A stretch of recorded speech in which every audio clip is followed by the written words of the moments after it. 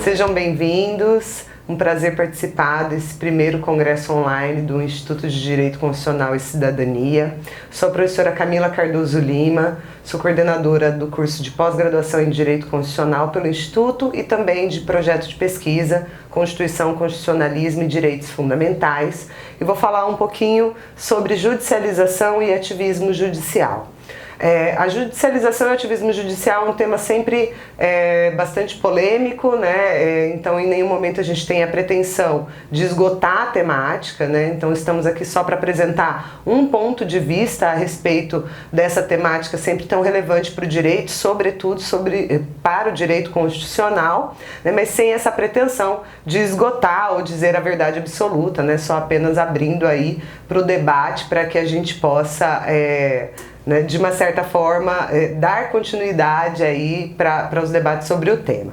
Bom, para a gente dar início, então, algumas considerações iniciais, alguns conceitos que são basilares aí para a gente tratar das questões envolvendo a judicialização e o ativismo judicial, no que tange a própria construção da nossa Constituição e do direito constitucional brasileiro, em relação à divisão de poderes e à independência entre os poderes, né? Uma vez que a judicialização e o ativismo judicial acabam, a grande discussão se dá quanto à interferência do poder judiciário em outras esferas do poder, como o poder legislativo e também o poder executivo.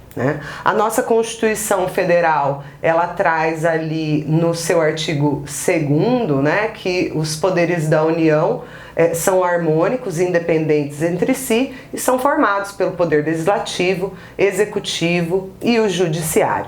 Cada um desses poderes vai concentrar funções típicas e atípicas. Funções típicas, aquelas funções essenciais, né, para o funcionamento desse Estado-nação, e as suas funções atípicas, que são aquelas relacionadas até mesmo à manutenção da independência de cada um desses poderes, né? Sendo função típica ali do poder legislativo, o exercício, né, da função legiferante, então a produção de normas gerais e abstratas que vão ser aplicadas a todos os indivíduos dentro do Estado-nação e também serão aplicadas e irão subordinar o próprio Estado, né, na sua atuação em relação aos indivíduos. Poder executivo, com a sua função típica de administrativa maior, ampla, ali relacionada à governança do Estado, e o poder judiciário no exercício da jurisdição, né? No âmbito federal, a gente tem, quanto maior órgão do poder judiciário, o STF, Supremo Tribunal Federal, que tem como papel principal a proteção do nosso texto constitucional, né, e também dos direitos fundamentais dos indivíduos. E nesta atuação em proteção, principalmente dos direitos fundamentais, é que muitas vezes o STF acaba aí atuando de forma um pouco mais enérgica e recebendo as críticas por essa atuação que acabamos denominando de ativismo judicial, né?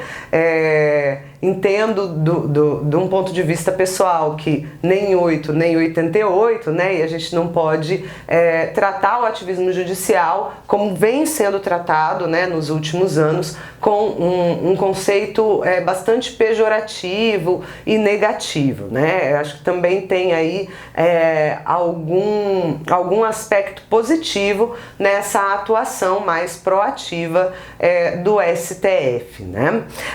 Mas em relação, né, à questão dos poderes, né, o que a gente tem acompanhado aí é uma crítica no sentido de uma atuação política do judiciário, quando esse judiciário deveria ser neutro, quando esse judiciário deveria ser imparcial e funcionar em apartado da política, e de uma certa forma, né, uma afirmação que tem razão, mas claro que dentro de um limite, né, uma vez que a indissociação completa do direito e da política é quase aí que inviável, né? Claro que uma atuação independente por parte do Poder Judiciário é sempre necessária, mas essa independência ela vai acabar sendo apenas relativa, né? Uma independência absoluta é quase impossível, uma vez que o direito está totalmente relacionado com as decisões políticas, né?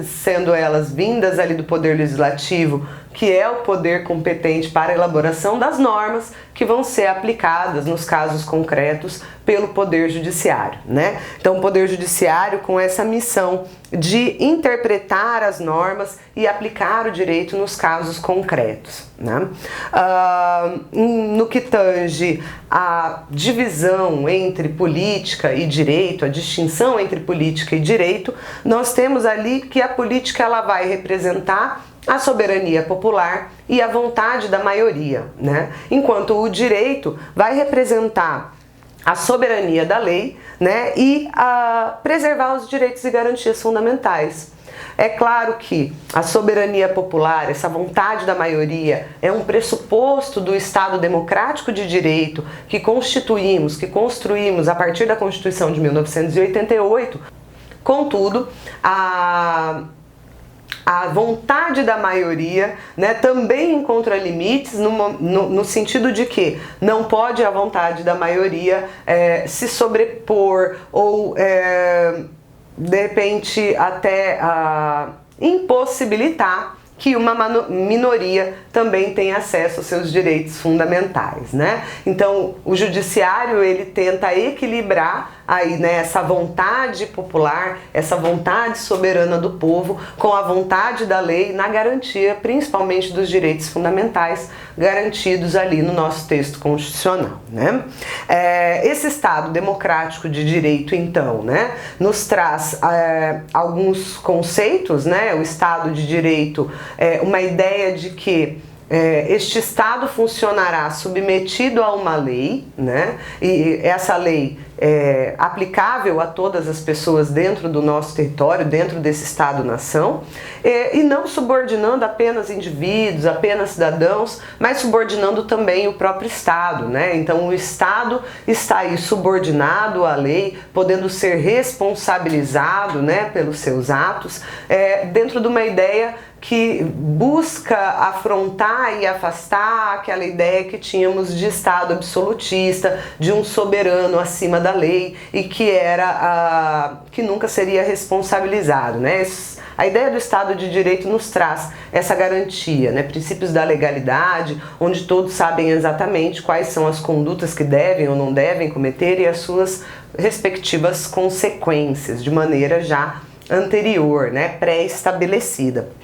E a ideia de democracia, essa ideia de ter o povo enquanto responsável direto, né, pelas decisões políticas, ou indiretamente por meio dos nossos representantes, mas a vontade popular ali prevalecendo nas decisões do Estado, né? Sendo assim, quando os nossos representantes, via poder legislativo, elaboram normas gerais e abstratas de aplicabilidade geral, também de uma certa forma ou de maneira indireta, também estão ali trazendo ou representando a vontade do povo, né? Então podemos aí até de maneira sucinta, né, chegar à afirmação de que o povo é responsável pela tomada de decisões e é o responsável pela elaboração das leis que vigoram dentro desse Estado, né? E o Poder Judiciário, né, na sua função de aplicação das normas, então está aí aplicando as normas de vontade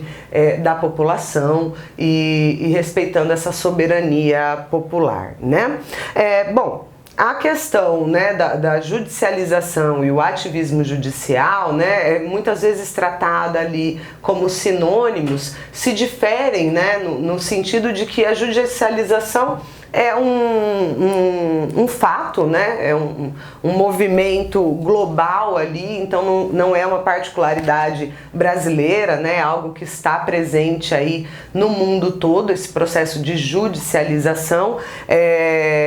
enquanto aumento do uso do sistema judiciário para atender demandas, né, que via de regra terão interesses aí políticos, interesses sociais, ou pelo menos terão reflexos nesses interesses políticos e sociais, né? Em algumas vezes, né, aparentando uma certa interferência, uma certa ingerência nos poderes legislativo e executivo, né?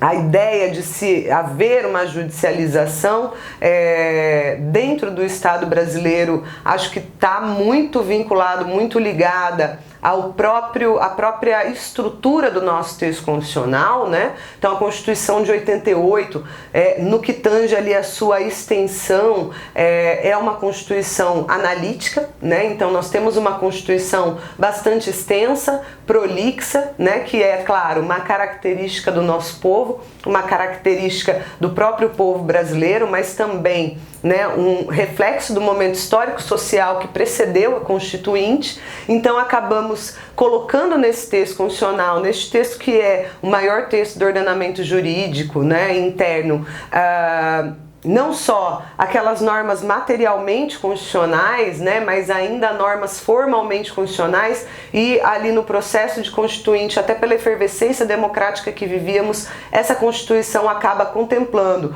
um universo de matérias classicamente que são observadas, né, na ordem infraconstitucional. O legislador constituinte originário acabou optando por estabelecer enquanto norma formalmente constitucional, e tudo acaba se tornando um pouco matéria de Constituição, né?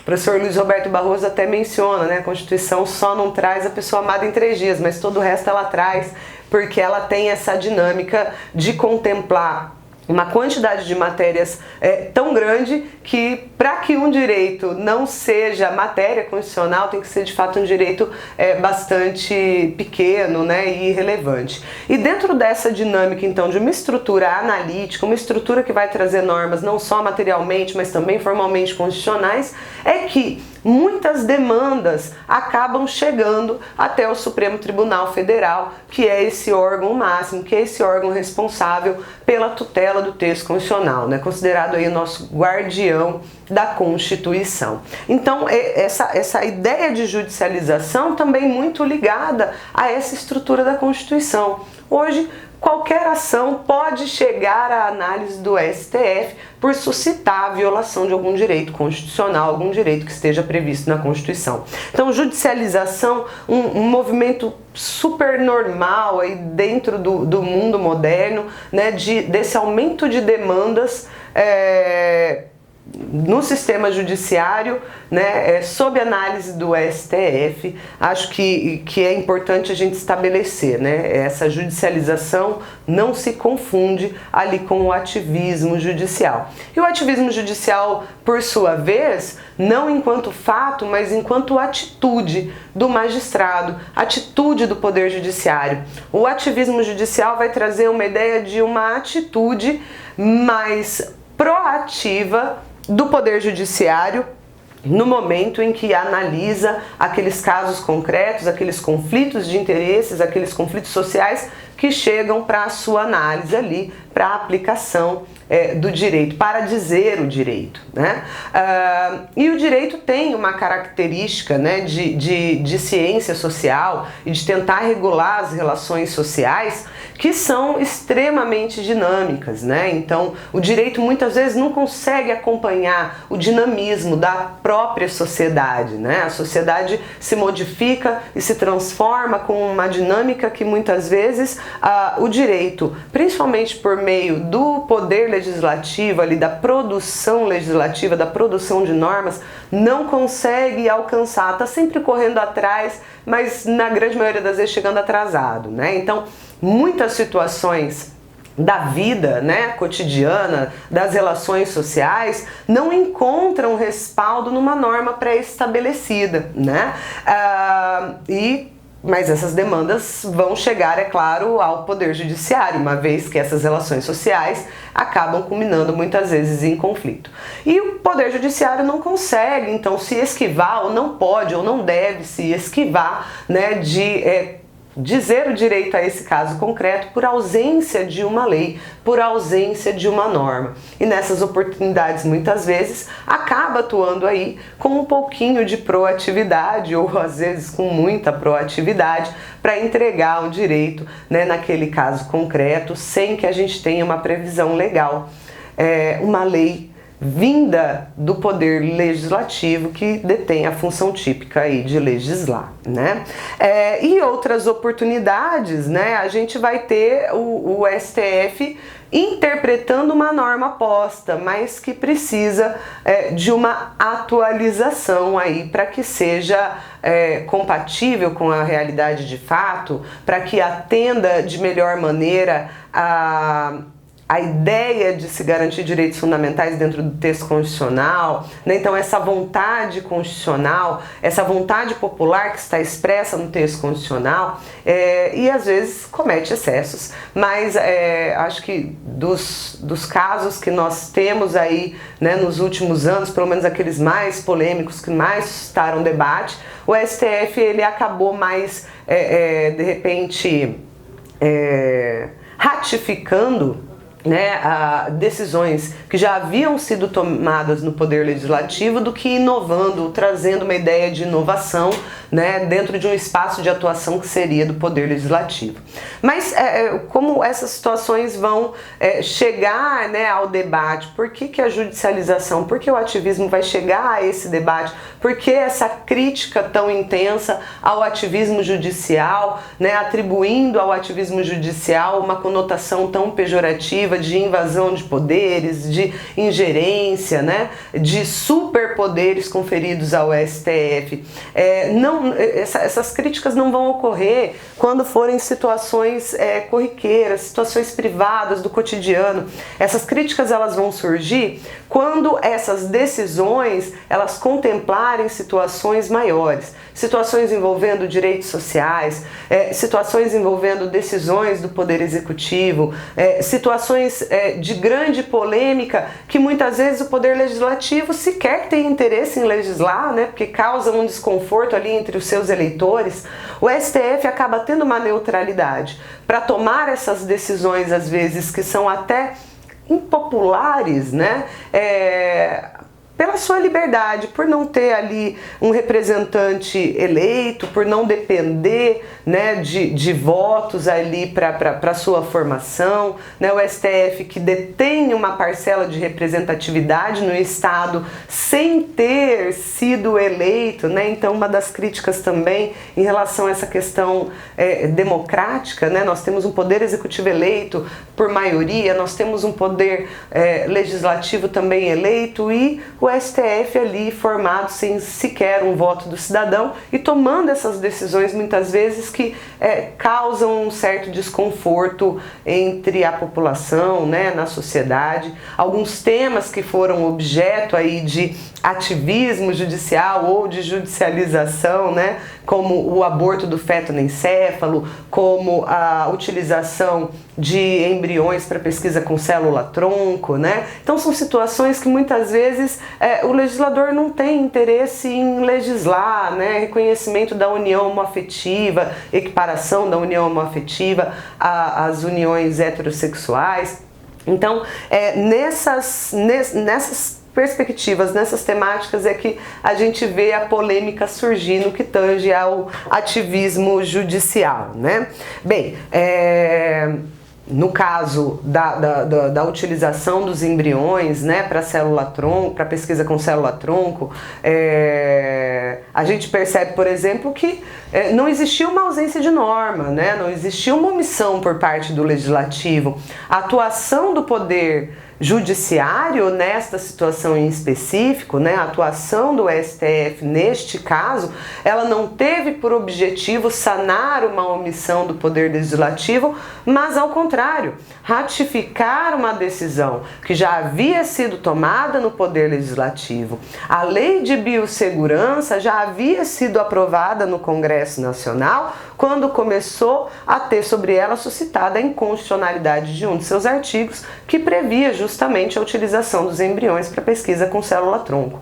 Por meio de ação direta de inconstitucionalidade, isso chega até o STF e o STF, então, decide pela constitucionalidade do artigo, ou seja, ratifica um posicionamento, ratifica uma decisão que já havia sido tomada no Poder Legislativo, sem invadir de forma alguma sua esfera de atuação, apenas confirmando aquilo que já havia sido decidido no Parlamento, né? E faz isso, então, sem adentrar numa ideia de atitude proativa. Dentro deste exemplo da Lei de Biossegurança, o que nós vamos ter é um processo de judicialização, uma demanda que acaba chegando ao Poder Judiciário e onde ele se posiciona, ratificando uma decisão que já era do Congresso Nacional.